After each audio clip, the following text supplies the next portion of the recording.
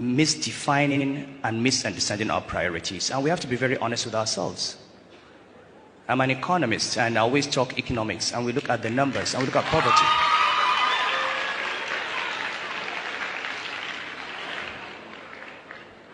If you look at all the poverty indices in the world today, you find that in southwest Nigeria, the incidence of poverty is 20%. In the northwest, it is 80%. The northeast, it's 80%. Why is it that the poorest parts of this country are the Muslim parts?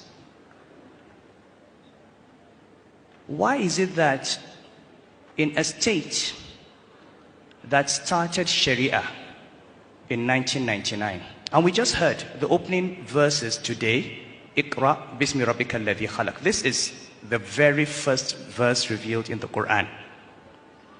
How come that the state that started Sharia is not the one that is the most educated state? In fact, how come that in that state in 2017, only 24 children got 5 credits in secondary school? How do we define Sharia? How do we define Islam?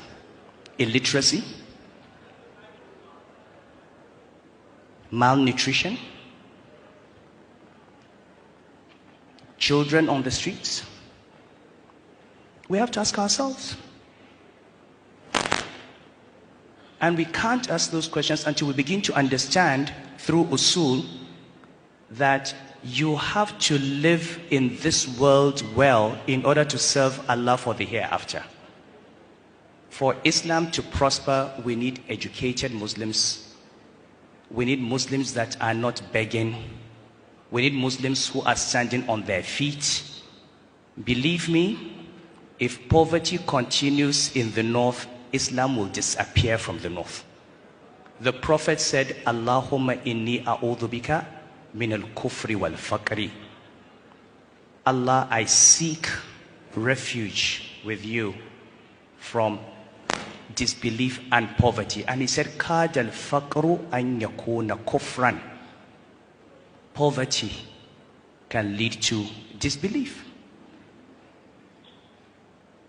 These children that we see as al-majiris and we laugh at them and we treat them as victims, somebody will just come and pick them up, put them in a school, give them medical care, and convert them to another religion.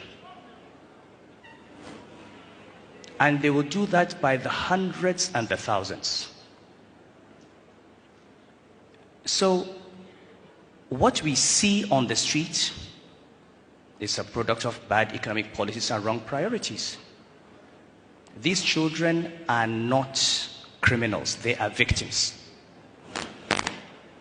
What part of Islamic law, what verse in the Quran, what hadith of the Prophet allows a father to give birth to a child and leave the child to go and fend for himself?